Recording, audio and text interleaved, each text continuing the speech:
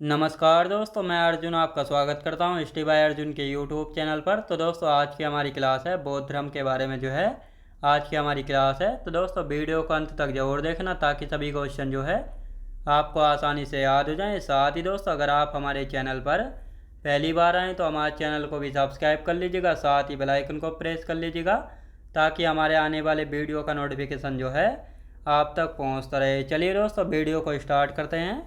तो आज की क्लास में हम जानने वाले हैं बौद्ध धर्म के बारे में। तो आप लोग जो है यहाँ पे हेडिंग डाल लेंगे बौद्ध धर्म के बारे में। तो दोस्तों, 2 मिनट जो है हम कल की क्लास का रिवीजन कर लेते हैं ताकि हाथों हाथ आपको अच्छे से याद होता रहे।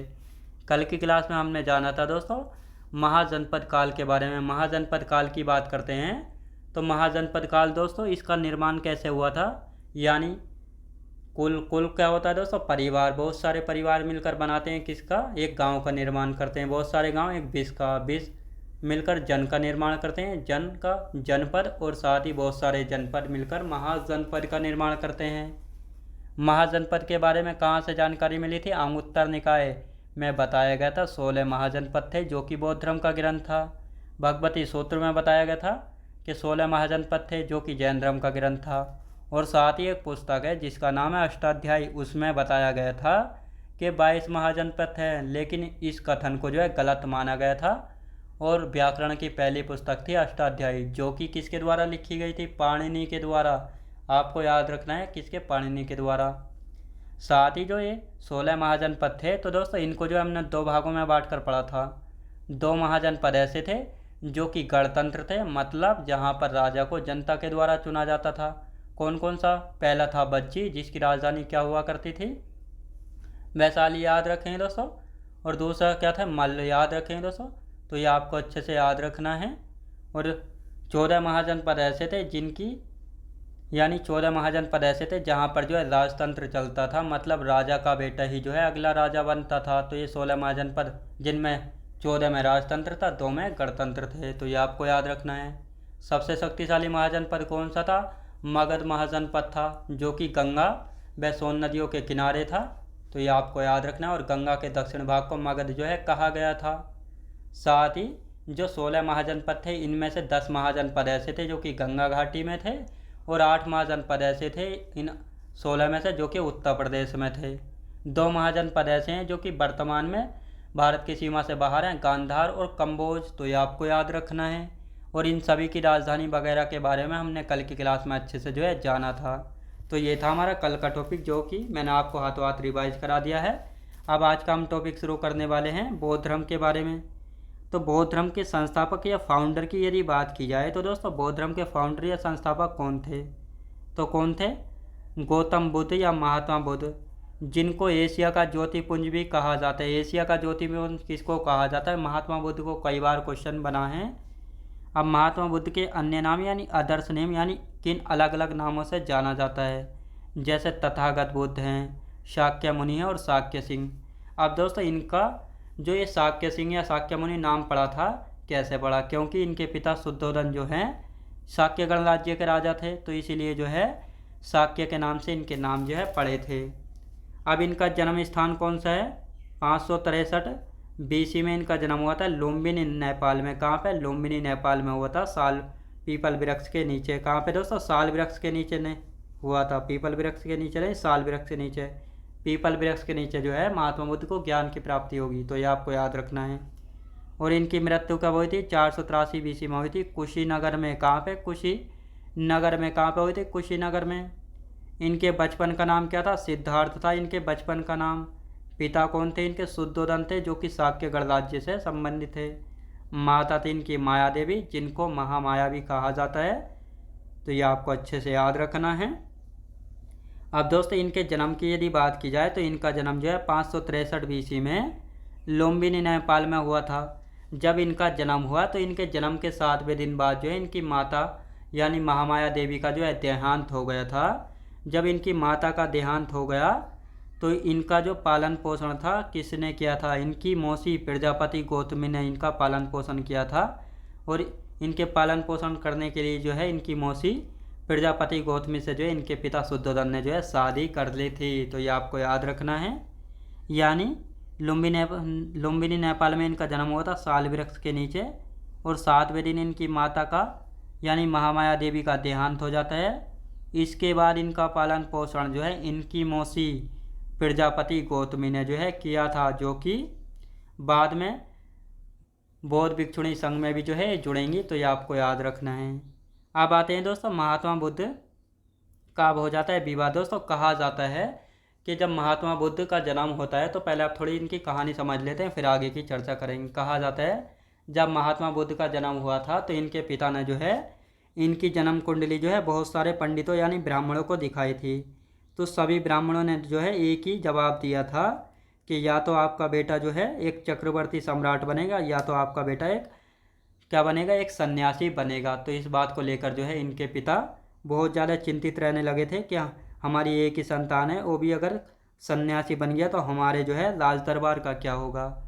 तो इसके बाद जो है एक छोटा ब्राह्मण को जो है ये दोबारा क्या दिखाते हैं, जन्म कुंडली दिखाते हैं। तो एक छोटा ब्राह्मण होता है बहुत ही कम उम्र का, वो कहता है कि आपका बेटा पक्का जो है सन्यासी ही बनेगा।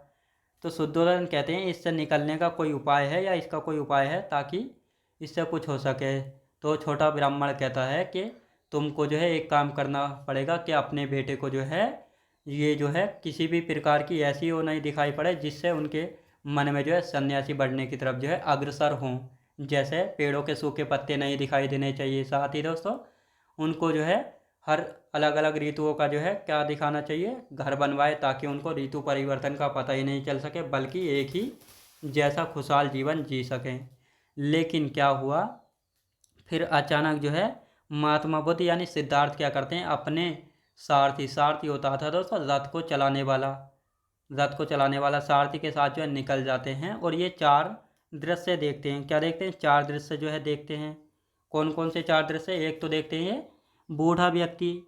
तो ये अपने सारथी से कहते हैं कि चन्ना इनको क्या हुआ, ये जो है ऐसे झुक के क्यों चल रहा है। तो उसने कहा कि युवराज ये व्यक्ति जो है बीमार है, इसलिए झुक के चल रहा है। तो युवराज कहता है क्या मैं भी ऐसा हो जाऊंगा एक दिन। तो सारथी कहता है बिल्कुल युवराज, सबको एक दिन ऐसा ही होना है। जो इस पर आया है, जो यहाँ पे जन्म है, उसको जो है एक न एक दिन जो है क्या हो जाना है, नष्ट हो जाना है। तो ये इसका कहने का मतलब ये है। और साथ ही आगे बढ़ते हैं, फिर दूसरा क्या देखते हैं, दूसरा दृश्य देखते हैं एक मृत्यु सैया देखते हैं। क्या देखते हैं दोस्तों, एक मृत्यु सैया जो है देखते हैं। तो उसके बाद फिर सारथी से पूछते हैं कि चन्ना इसको क्या हुआ है। चन्ना बताता है ये व्यक्ति जो है मर चुका है, ये आप कभी नहीं उठेगा। तो क्या कहते हैं फिर युवराज है ना कि मैं भी एक दिन ऐसा हो जाऊंगा कि युवराज जो इस दुनिया में आया उसको एक न एक दिन जो है जाना होता है। फिर आगे बढ़ते हैं, तीसरा दृश्य देखते हैं बीमार दुखी व्यक्ति जो कि परेशान रहता है और बहुत ज़्यादा दुखी होता है। तो इसके बाद फिर पूछते हैं कि इसको क्या हुई, ये इतना दुखी क्यों है, इसका दुखी का कारण क्या है। कि ये जो है अपनी पीड़ा से मुक्त है, ये बीमार है, तो इसलिए जो है इतना दुखी है। और इसके बाद देखते हैं चौथा दृश्य सन्यासी, जो कि बहुत ज़्यादा खुश था, जो कि संसार का मोह जो है त्याग चुका था, इसलिए वह प्रसन्न था। तो इसके बाद पूछते हैं चन्ना यानी सारथी से, चन्ना ये व्यक्ति जो है इतना खुश क्यों है। तो कहता है सारथी कहता है कि ये जो है व्यक्ति सन्यासी बन गए, इसने जो है सभी सांसारिक बंधनों से मुक्त हो चुका है और ये जो है अकेला रहता है, इसलिए इतना प्रसन्न है, इसे सुख दुख का कोई मतलब नहीं है। तो इसीलिए जो है युवराज इन 4 दृश्यों को देखने के बाद जो है यहीं से सन्यासी बनने की तरफ जो है बढ़ जाते हैं। तो ये 4 दृश्य देखे थे, इन सभी के बारे में हमने बात की थी। अब यहाँ पे हम बात करेंगे, तो ये थी दोस्तों पूरी कहानी। तो महात्मा बुद्ध यानी महात्मा बुद्ध का बचपन का नाम था सिद्धार्थ। तो सिद्धार्थ का जन्म होता है 16 वर्ष की अवस्था में। कब, 16 वर्ष की अवस्था में। और इनकी पत्नी कौन थी, यशोधरा इनकी पत्नी थी। और 12 वर्षों के बाद जो है दोस्तों इनके पुत्र पैदा होता है, जिसका नाम रखते हैं ये राहुल। क्या रखते हैं, राहुल। अब दोस्तों जैसे इनको ये पता लगा कि ये 4 दृश्य देखे, तो इस बात को लेकर जो है विचलित होने लगे। तो ये जो है इन सभी सवालों का जवाब खोजने लगे, आखिर व्यक्ति को जो है दुख वगैरह क्यों होते हैं, क्यों बीमार होता है। तो इन सभी के कारण जो है इन सभी की खोज करने में जो है लग गए और विचलित रहने लगे। तो इसके बाद ये क्या करते हैं, ये इसके अपने बेटे के जन्म के 1 साल बाद जो है घर की त्याग जो है कर देते हैं। यानी 4 दृश्य देखे जिनके कारण जो है महात्मा बुद्ध ने घर छोड़ दिया था। ये अभी मैंने आपको कहानी बताई थी, बूढ़ा व्यक्ति देखा, बीमार व्यक्ति, मृत्युशैया और सन्यासी। इनके सारथी का नाम चन्ना था और घोड़े का नाम था कंथक। अब 29 वर्ष की अवस्था में ये घर छोड़ दिया और ये क्रिया जो है महावीर निष्क्रमण क्रिया कहलाई थी। मैंने अभी आपको बताया था 16 वर्ष की अवस्था में इनकी शादी हुई थी और 12 वर्ष बाद जो है पुत्र पैदा हुआ। 16 और 12 कितना हो गए, 28 हो गए। और 1 साल बाद इन्होंने घर छोड़ दिया पुत्र पैदा होने के, तो यानी 29 वर्ष की अवस्था में जो है इन्होंने अपना घर त्याग दिया था। और घर त्यागने की क्रिया जो है महावीर निष्क्रमण क्रिया जो है कहलाई थी, तो ये आपको याद रखना है। और इन्होंने जो है दोस्तों 6 वर्ष तक जो है कठोर तपस्या की, यानी 6 वर्ष तक जो है इन्होंने कठोर तपस्या की थी। और इसके बाद जो 29 और 6 यानी 35 वर्ष की अवस्था में जो है इनको ज्ञान की प्राप्ति हुई थी। अब आपको पता लग गया होगा महात्मा बुद्ध ने यानी सिद्धार्थ ने कितने दिनों तक जो है तपस्या की थी और कितने वर्ष की अवस्था में इनको ज्ञान की प्राप्ति हुई थी। तो ज्ञान की प्राप्ति इनको कहाँ पे हुई थी? पीपल वृक्ष के नीचे। कहाँ पर? उरुबेला बोध गया बिहार में। और किस नदी के किनारे? निरंजना या फाल्गु नदी के किनारे बैसाख पूर्णिमा के दिन हुई थी। और इसीलिए अब दोस्तों बैसाख पूर्णिमा से संबंध, यानी इनका जन्म बैसाख पूर्णिमा में, ज्ञान बैसाख पूर्णिमा और मृत्यु बैसाख पूर्णिमा में, यानी ये तीनों क्रियाएं जो हैं बैसाख पूर्णिमा के दिन हुई थी। तो इसलिए जो है बौद्ध धर्म में बैसाख पूर्णिमा को एक त्यौहार के रूप में मनाया जाता है। तो ये आपको याद हो गया होगा कि किस प्रकार जो है इन्होंने ऐसे ये 4 दृश्य देखे, सन्यासी बनने की तरफ जो है बढ़ गए थे। कितने वर्ष की अवस्था में इन्होंने घर छोड़ा था, कितने वर्ष की उम्र में इनको ज्ञान की प्राप्ति हुई थी, ज्ञान किस पेड़ के नीचे प्राप्त हुआ, कहाँ पर हुआ, किस नदी के किनारे पर और किस दिन। तो ये आपको सारी जानकारी हो गई है। अब यहाँ पे हम बात करेंगे इन्होंने अपना पहला उपदेश कहाँ पर दिया। जब महात्मा बुद्ध को ज्ञान की प्राप्ति हो गई तो इन्होंने अपना पहला उपदेश कहाँ पे? सारनाथ ऋषिपत्तनम में दिया था। और ये पहला उपदेश देने की क्रिया कहलाई थी धर्म चक्र प्रवर्तन। और ये पहला उपदेश जो है 5 ब्राह्मणों को दिया था, जो कि इनके कभी पहले साथी हुआ करते थे। कौन कौन थे? कौंडिन्य, बप्पा, भोदिया, मघनामा और अस्ता। तो ये 5 ब्राह्मण थे जिनको महात्मा बुद्ध ने अपना पहला क्या दिया था? पहला उपदेश दिया था। कौंडिन्य हो गया, बप्पा, भोदिया और साथ ही दोस्तों मघनामा और अस्ता, इन 5 को जो है दिया था। अब आते हैं महात्मा बुद्ध के गुरु कौन कौन थे। महात्मा बुद्ध के गुरु आलार कलाम थे, रुद्रक राम पुत्र थे और बृहस्पति। तो ये 3 कौन थे? ये 3 थे महात्मा बुद्ध के गुरु। साथ ही अब वाराणसी में जो है यक्ष श्रेष्ठी को ज्ञान दिया, यानी पहला उपदेश देने के बाद जो है वाराणसी में इन्होंने किसको ज्ञान दिया था? यज्ञ श्रेष्ठी को ज्ञान दिया। और साथ ही वाराणसी में जो है इन्होंने बौद्ध भिक्षु संघ बनाया था। बौद्ध भिक्षु संघ मतलब जो बौद्ध भिक्षु हुआ करते थे उनको उनके रहने का एक जगह या स्थान को कहते हैं बौद्ध भिक्षु संघ। तो ये बनाया था। वाराणसी के बाद जो है वैशाली गए। वाराणसी के बाद जो है महात्मा बुद्ध कहाँ पर जाते हैं? वैशाली गए। और वहाँ पर जो है बौद्ध भिक्षुणी संघ बनाया था आनंद के कहने पर। किसके? आनंद के कहने पर। और आनंद जो है इनका सबसे प्रिय शिष्य हुआ करता था। दोस्तों वाराणसी में जो है इन्होंने बौद्ध भिक्षु संघ बनाया था। अब वाराणसी के बाद ये चले जाते हैं वैशाली। जब ये वैशाली गए तो वहाँ पर जो है बौद्ध भिक्षुणी संघ बनाया। मतलब बौद्ध भिक्षुणी संघ इसलिए बनाया था ताकि बौद्ध धर्म को जो है महिलाएं भी अपना सकें और जो बौद्ध भिक्षुणी संघ में रह सकें। किसके कहने पर बनाया था? आनंद के कहने पर, जो कि इनके सबसे प्रिय शिष्य हुए करते थे। यानी महात्मा बुद्ध के सबसे प्रिय शिष्य कौन थे? आनंद थे। यानी अगर महात्मा बुद्ध कोई भी बात किसी को समझाते थे तो आनंद ये बात ऐसे इस प्रकार ये बात करते थे। और साथ ही जो ये बौद्ध भिक्षुणी संघ बनाया था सबसे पहले इसमें कौन जुड़ी थी? प्रजापति गौतमी जुड़ी थी, जो कि इनकी मौसी थी, जिन्होंने महात्मा बुद्ध का पालन पोषण किया था। जब इनके जन्म के बाद इनकी माता महामाया देवी का देहांत हो गया था तो इन्हीं प्रजापति गौतमी ने जो है इनका पालन पोषण किया था, जो कि इनकी मौसी थी। और यही प्रजापति गौतमी बौद्ध भिक्षुणी संघ में जुड़ने वाली सबसे पहले महिला थी। तो ये आपको याद रखना है। अब यहाँ पे हम बात करेंगे सर्वाधिक उपदेश, यानी महात्मा बुद्ध ने जो है सबसे ज़्यादा उपदेश व सबसे ज़्यादा इनके अनुयायी यानी फॉलोवर या इनको मानने वाले कहाँ पर थे? श्रावस्ती में थे। क्योंकि जब इन्होंने सबसे ज़्यादा उपदेश कहाँ पे दिए थे? श्रावस्ती में। तो सीधी सी बात है यहीं पर इनके फॉलोवर सबसे ज़्यादा थे। अब यहाँ पे हम बात करेंगे इन्होंने जो है अपना अंतिम उपदेश कहाँ पे दिया था? कुशीनगर में। किसको दिया था? सुभद्र को। यानी महात्मा बुद्ध ने जो है मरने से पहले अपना अंतिम उपदेश कहाँ पे दिया था? कुशीनगर में। किसको? सुभद्र को दिया था।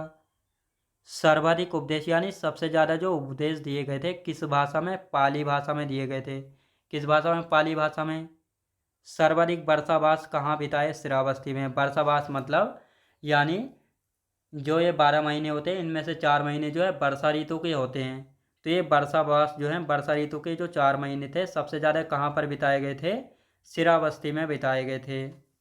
और अंतिम वर्षावास कहाँ पे? वैशाली के बिदौलिया गांव गए और यहाँ से जो है कुशीनगर गए थे।